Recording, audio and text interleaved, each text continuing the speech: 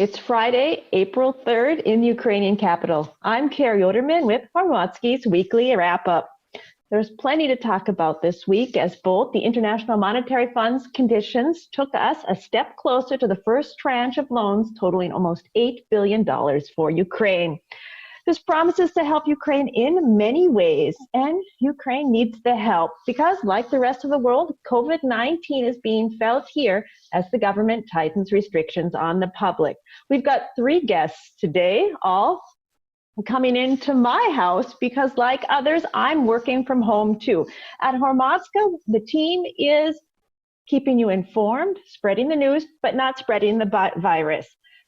Today we'll be talking with Deputy Minister of Economic Development and Trade, Taras Vysotsky, Sergey Furza, who's a specialist at Dragon Capital, will be joining us, and author Yuri Polikiewski will be sharing his thoughts with us. Let's get the show started.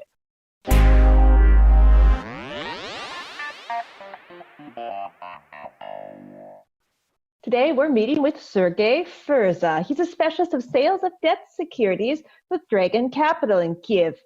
Land reform and bank reform go hand in hand, and it's not surprising that the IMF made bank reform one of the two key criteria. If you can't sell land, you also can't use the collateral for other investments that drive the economy.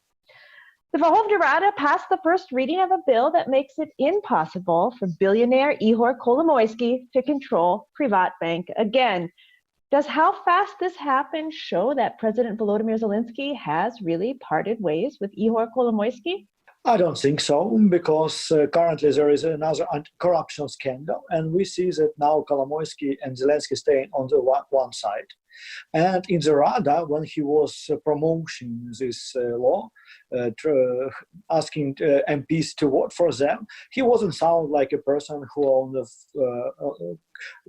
go away on a fight with Kolomoisky. He was sound like a very apologizing way. So I do not like it too, but we should do it because we need money. So I do not think we have already a fire between Kolomoisky and Zelenskyy. Yes, Kolomoisky guys do not happy with it. Kolomoisky itself do not happy with it. Yes, his MPs wasn't vote for anything else during this session, but still I do not think it's a war.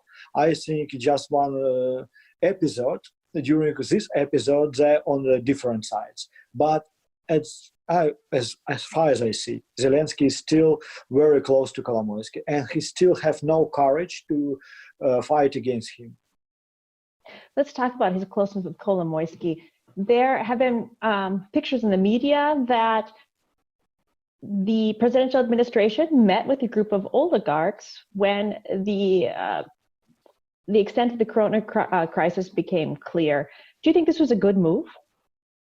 I don't think it's a good move. I don't think it's a good signal to investors, to society, because if you want to stay away from oligarchy, you should stay away from oligarchs. And there is some obligations that state should insist on. It's state work to fight coronavirus, yes? And you can't say that, okay, this oligarch now in charge of some region, because we are coming back to old good times during Middle Age, when there is some feudals who occupied some regions and control it.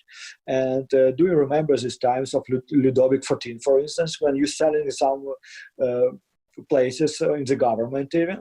People pays you money, and now they just taking money from that region, from that direction.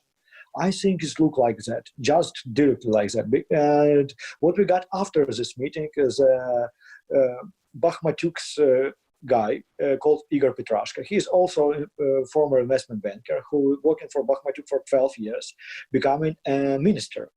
And Minister of Economy and Agriculture. And what we got huge conflict of interest, because on one hand, Bakhmatyuk is the biggest landlord of the country.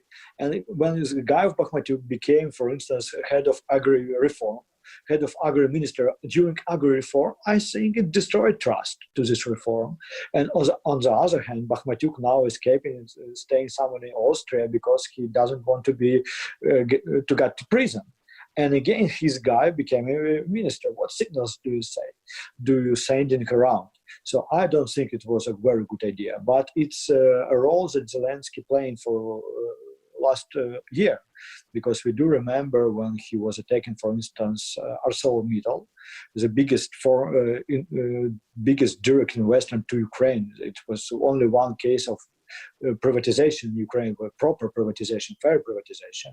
And these guys were taken from Zelensky office, from SBU, because they do not want to participate in his like promo campaign to buy something for needs for economy, or for Zelensky, some medicine, etc. So it's very, very bad idea. It's very wrong signal. And I can't call it de-oligarchization. I think it's a further oligarchization of Ukraine. Okay, now you mentioned the coronavirus, and that's going to have effect on finance and investing like every other area of life. Did the virus and its threat to Ukraine actually help, though, get this banking bill passed? A lot of people were wondering why everyone was dragging their feet. In November, Zelensky had a very, very strong mono coalition, a majority in the parliament. Right now, that seems to be breaking down. And on March 30th, he personally showed up to act as party whip to make sure his new ministers got elected. And he was there watching very carefully to make sure that IMF first tranche would flow by pushing legislation through. He's losing the cohesion of his party. He can't count on the votes anymore. Why didn't he do this in November? Is this a sign that he wasn't sure? I think you're completely right. It's all matter of the coronavirus. It's a matter of the crisis, because if you want to push Ukrainian authorities to implement some reforms or implement some unpopular things, you need crisis. You need a time when Ukraine can't take money anywhere else except of IMF. Because in November, there is a huge demand for local debt. A lot of foreign investors were buying local land, bringing their cash, dollars to Ukraine. And you have an idea, oh, you don't need IMF anymore. Yeah, because you can do it, you can muddle through without IMF. But now it's impossible. Now it's only one creditor that could give money to Ukraine. It's IMF, World Bank, European Union. And now you're forced to do it. You're forced to do reforms. So I think thanks to coronavirus, we now get land reform, very, very limited land reform with a lot of things that go away from it, and it's going to be not effective land reform, etc., etc., etc., but still we have it. And thanks to coronavirus, we got this first reading of anti-Kolomoisky bill. I truly believe that without crisis, without coronavirus, we wouldn't see it. We wouldn't see President Rada who forced MPs to vote for what IMF asked for, and to be honest, what Ukraine needed, because President was very polite with oligarchs. For our international viewers who might not be familiar with what this banking bill means, could you briefly summarize why it was even brought up and why the IMF is demanding this? You see, there is a long story of nationalization of PrivatBank. It was the biggest private bank in Ukraine, but it was working like a pyramid, and former owners of this bank, Kolomoisky and his partners, was taking money away. So it was insolvent completely. And IMF with National Bank was forced for 1 year nationalization of this bank. It was like a huge step of banking system reform, and it was part of IMF program. It was part of memorandum, this nationalization. And Ukraine even got one tranche just due to nationalization of PrivatBank, as a result of nationalization of PrivatBank. That's why it's very important for IMF, because it's a part of the program, because it's a part of reform. And now when IMF sees that somebody wants to cancel some parts of reform, and when IMF asking, you see, guys, you should go to London court, you should force to take some 5.5 billion of money from oligarchs to Ukrainian budget. But they see just opposite movements, and this opposite movement that former owner Kolomoisky, due to huge links to Zelensky, could take control over this bank and cancel all the court cases, for instance, in London. And IMF is very disappointed with it, and all our Western partners are very disappointed. And that's why they push this anti-Kolomoisky law. That's why it's very important, because it just completely other way from reforms if you would let Kolomoisky to take control over PrivatBank and to cancel huge part of bank system reform, huge part of IMF cooperation program. Thank you very much for giving us your opinion. We appreciate you joining us, Mr. Furza. Sergey Furza from Dragon Capital spoke with us about the anti-Kolomoisky bill. Stay healthy and stay safe. Thank you.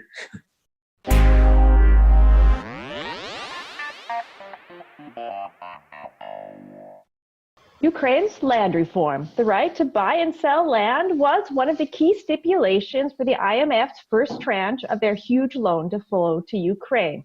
The legislation was passed this week, but with the Ukrainian version of a filibuster, and almost over 4,500 amendments were made. Joining us to talk about land reform is a deputy minister for the Ministry of Economic Development and Trade, Taras Vatsovsky. Thank you so much for joining us today. Thank you for the invitation. In September 2019, you announced on your personal Facebook page that you had gotten this position. One of the goals that you talked about is how you wanted to push through land reform. It's taken over 19 years for people to be able to buy and sell land, and actually it hasn't happened yet. The legislation was just passed this week. Could you give our viewers some context about why in Ukraine people haven't been able to buy and sell land? In 2002, when the moratorium on agricultural land was put in place, the idea was to prepare the infrastructure. I mean, geocadastre, geocadastre system, all the information about ownership and so on. To prepare infrastructure, also the protection of the ownership, and then by this idea, the market should have been opened in 2004. But after it became the political issue, political parties understood that the agricultural land is a very sensitive topic for Ukrainians, historically very sensitive topics, and have started to build porous different stories that it can never happen, that it will be the end of the state, that all the land will be just given away and so on. And since this time, it has been this battle really to communicate with people the truth. So first of all, it was a political issue why we have spent so much time to come to the opening of the agricultural land market. Well, it's clear that land and the banking system are tied very closely together because land can be used as collateral, which can increase investments. At the same time, with the agricultural history of Ukraine, how are farmers being protected as part of this new legislation? So, land reform in Ukraine is around 10 different laws, and the law on turnover is only one of them on the agricultural market. It really shows that additional law was adopted where the ownership rights, the leaseholders' rights, all of the systems is secured. Also, we have almost finished adding all the necessary information in the national geocadastre system. By the 1st of August this year, all the information about land will be there. And what's more important, it's completely transparent. So all Ukrainians can see what's going on, who is the owner, and so on. And also there are special instruments of state support which are going to provide the farmers, especially small ones, with financing at the affordable price. In Ukrainian terms, it will be like 5% annual interest rates, which is 4 times less than the average one.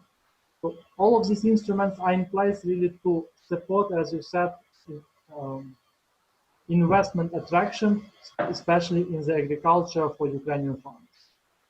Let's talk about the size of the investment. Right now, the buying and selling of land is limited to 100 hectares. Is that correct? It's true. Till 2024. Now, I had to look that up. That's about 180 soccer fields, football fields. The USDA in the United States, they qualify that size of farm as a small family farm. Are these going to be land sales where people are actually going to be farming for their subsistence? Because it doesn't sound like it's a big business at that size. We have 2 phases in the reform. You're right, from the 1st of July 2021, when the market is open next year, the limit will be 100 hectares for 2.5 years. So since 2024, the limit will be 10,000 hectares, which is more than enough. And for this period, first of all, it will be very attractive for the horticulture development. Because in case of growing vegetables, fruits, berries, it's enough. It's enough to have 20, 30, 50 hectares really to develop quite a large business, or at least medium one. So, and this decision was related to the economic crisis. Because in the first version, it was 10,000 hectares from the beginning, which is more than enough for the normal crop farm. Average size in Ukraine is between 3,000 and 5,000 hectares. But as now no one knows what will be the economic situation, what will be the investment situation, and decided to postpone till 2024, started with small ones, small investments, and look as the situation develops. Hopefully that from 2024, everything is normalized and investments will be able to flow in the agriculture. You're right. Nobody knows what's going to happen. And it's taken 19 years for this legislation to pass. Many politicians before you and people in your position said it was never a good time. Well, right now, you're working under a brand new minister. There's the COVID-19 pandemic worldwide. Why is now the best time to do this? What about the timing? Actually, it should have been done in the autumn. This law was registered in September and should have been adopted at least in November. So we are almost at the final line when the COVID crisis appeared. And understanding that it's really crucial reform, the decision was not to postpone it, but to finalize it with some change of the criteria. I mean, postpone the amount of land which can be sold under one umbrella to 2024.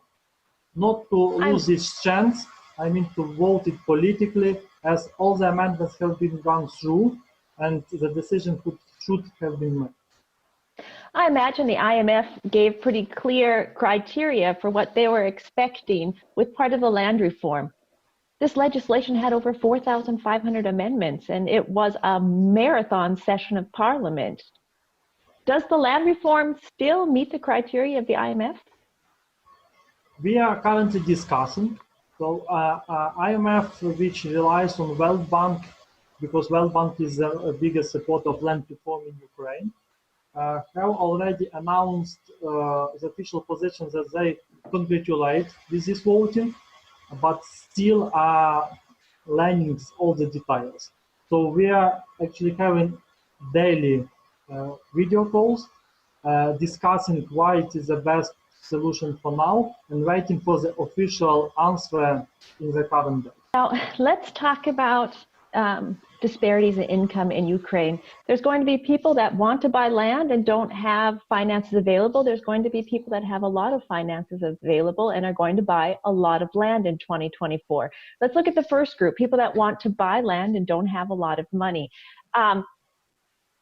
Not being able to buy and sell land in Ukraine, people have managed to find workarounds. This 100-hectare limit, don't you think people that want to buy large chunks of land are still going to be able to find workarounds with straw men or something like that? What's being done to prevent that? Well, when again we look at the figures that only 15% are ready to sell, so this limitation for 2.5 years is not critical. And for this group of people which don't have enough of money, we announced a special state support program, which partial credit guarantee fund. So people will have only to invest 15 to 20% of the value, and then state will provide the credit. And for small farmers up to 50 hectares, states provide the programs to pay out this land in 10 years with zero interest rate. So the small and micro ones will be highly supported by the state.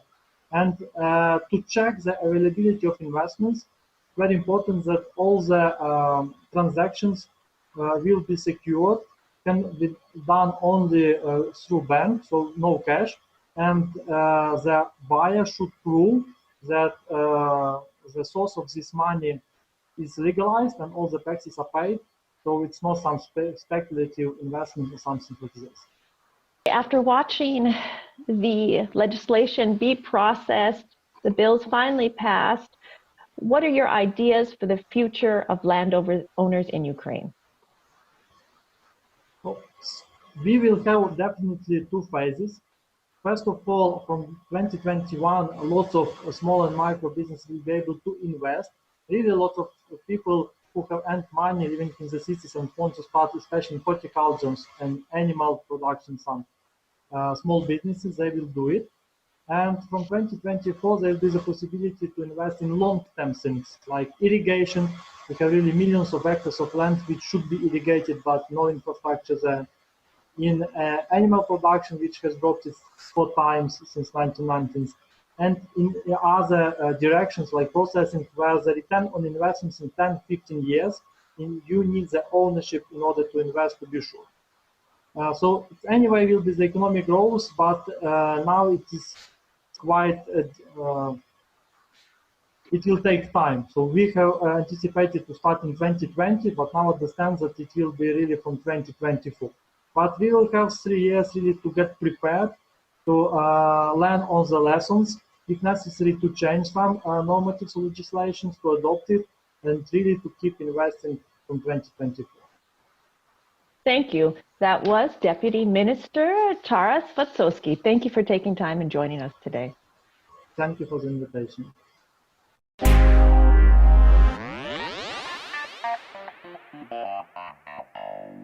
I'm with political commentator and author Yuri Polakowski. Yuri, thank you for joining us. Thanks for the invitation, Carrie. Anytime. Had conversations in the past talking about how Zelenskyy really counts on his ratings. What is he going to do? Someone who really counts on public opinion when he has to do some unpopular things because of the worldwide corona pandemic. It makes sense for people to shelter in place. In the last few days, the Deputy Minister of Health has made things more strict in Kiev and around Ukraine. How does someone that really counts on popular opinion make people initially unhappy because no one likes to shelter in place?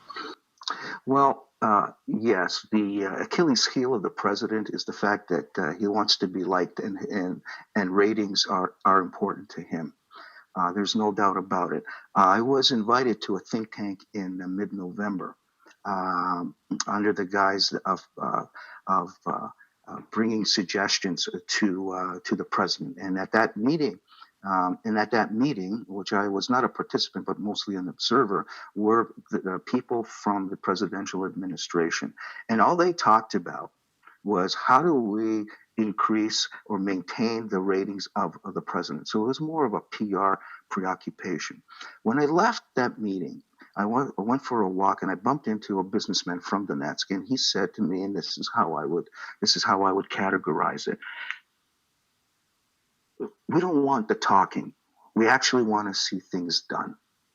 And that's the criteria that people have. Do you get things done? Now, regarding the coronavirus, my concern here is that does the president have the people around him that will provide him with various options? President has to create a scenario whereby he attracts people, whether they be in government or business or whatnot, that would give him options as to how to approach this crisis. And what I've seen in the last minister was just fired. What I've seen is that they are not providing options to the president.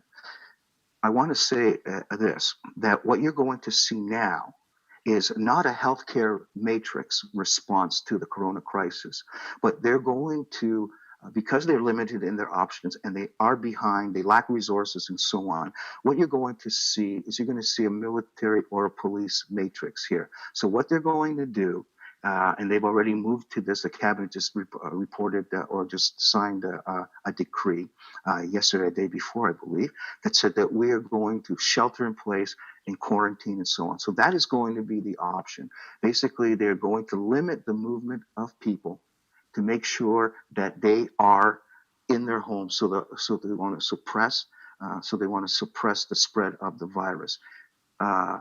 Unfortunately, that's the only option, and that should be a level of concern for many. Now, you're in a unique position. You're a member of the diaspora, you're a political observer. A lot of the politics that I, as a foreigner, see are very Kiev-centric. What's going on in the rest of Ukraine? What have you heard? This is a great question.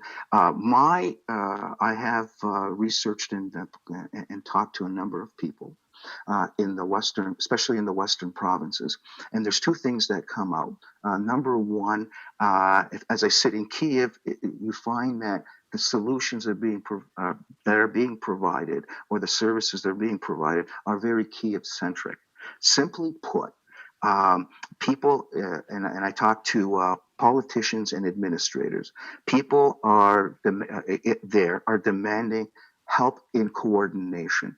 One of the in coordination of efforts, meaning that they want not just to be consulted, but they want the help in coordination of it. And so the biggest problem, without a doubt, is the lack of coordination beyond Kiev. And it's going to be some of the western oblasts that are going to be hardest hit. But the key thing is, and you can even see it. You even see on video healthcare workers, decrying the level of resources available. But the key complaint is the lack of strategy and a strategic coordination of efforts beyond the Kiev Oblast. And this is, again, I believe, as a result of you don't have the right people. You don't have the right people consulting or advising the president towards particular action. Even though you're very limited in the amount of resources. I mean, I read this morning that only in a country of 35 million people, 4,000 people have been tested. This is they're way behind the eight ball here. Well, we've got an economy where people really need to work during the day so they can eat at night. So they're out on the streets. They're not sheltering in place. On the other hand, he's asking everyone to shelter in place, and Ukraine is known for hitting the streets when they're not happy with politicians. How are these things going to balance each other out in terms of COVID? I think the key thing is that in the next, I'd say 8 days, maybe 2 weeks, you're going to see people who are going to be running out of money, people that are going to be going to start getting hungry. And the effects is, and the key element is, how is the government going to respond to this? Also, Ukrainians also don't want to be inside, and they're going to be a little bit rebellious. I'm not so much concerned about political protest as much as I'm concerned, will the government act fast enough to make sure that people who are either poor, and this is a very poor country, whether people are going to have enough to eat. And they have to pass some type of law quite quickly to make sure that there's money put back into the economy through giving people money so they can eat and so they can eat. Okay, that's my biggest concern. Is timeliness really a thing here? I mean, right now we've just had the land reform bill passed. That took 19 years. You had legislation going through with the bank that should have happened in November. His mono coalition is weakening. Is he going to be able to get things done that need to be done for the coronavirus? Or do you have any suspicion that he might turn Ukraine into a bit of the Hungarian model, where they might declare martial law and start making laws that way? I'm a hopeful guy. I don't think that the parliament, that Rada, will act fast enough. That's my concern. Hopefully, is it possible? Yes. Will it happen? No. And this is why I'm warning people. And I think I'm warning people to say that there will be the suspension of movement of people. That will be the biggest concern, and that's what they're ready, and that's what they're preparing for. When President Zelenskyy was asked who was one of the best performing ministers, he said the Minister of Interior, Arseniy Avakov, right? There will be suppression. There will be repression. I have a fear for that. And I fear that because Ukraine definitely, the people of Ukraine have definitely said, we are sick and tired of authoritarian oppression. That's what the Maidan was for. We want to go towards democracy. We want to go along this road. We want change. We want economic justice. want political justice. We want reform and justice in the legal system. And so I think that the possible extreme response of the government will impede the progress towards the transformation of the society into a modern democratic state. It's my big concern.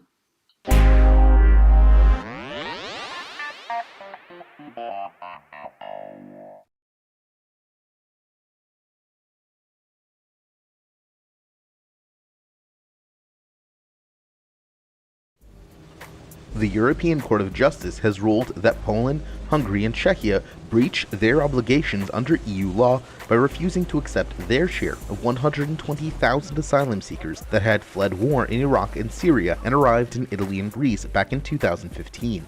The relocation program agreed by the European Council at the time was meant to ease the burden on the two southern European states. On Monday, Hungary's parliament passed a new set of coronavirus measures that allows the nationalist Prime Minister Viktor Orban to rule by decree without consulting parliament. It provides for jail terms for spreading misinformation and sets no clear time limit to the state of emergency. Orban's party easily managed to push these measures through despite opposition objections. One of Orban's first moves was to make it impossible to change a person's legally recognized gender, which is set to their sex at birth, effectively making it impossible for transgender individuals to legally exist.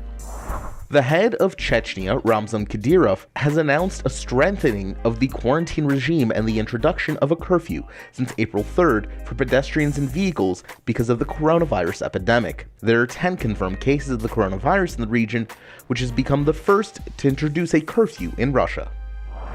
Belarus continues to live in a parallel universe as sports competitions, exhibitions, school exams, conscription, military parades, and even a music festival are set to go ahead in the country.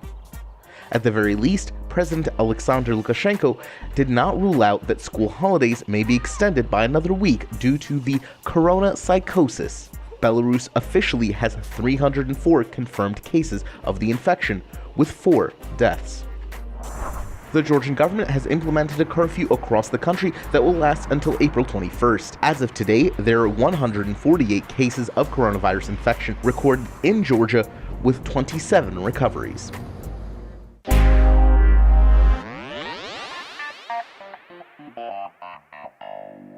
That's it for this week. We'll be back next Friday offering an English-speaking look into the news from Ukraine and Eastern Europe.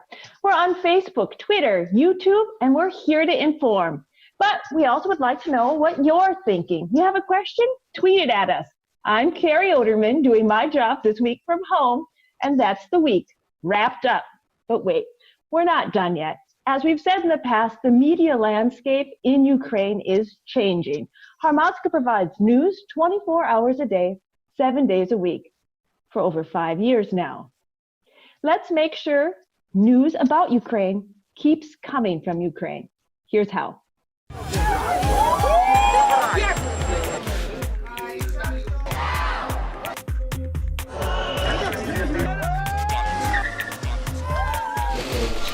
I would like us to be heard, not only in Ukraine, but all over the world.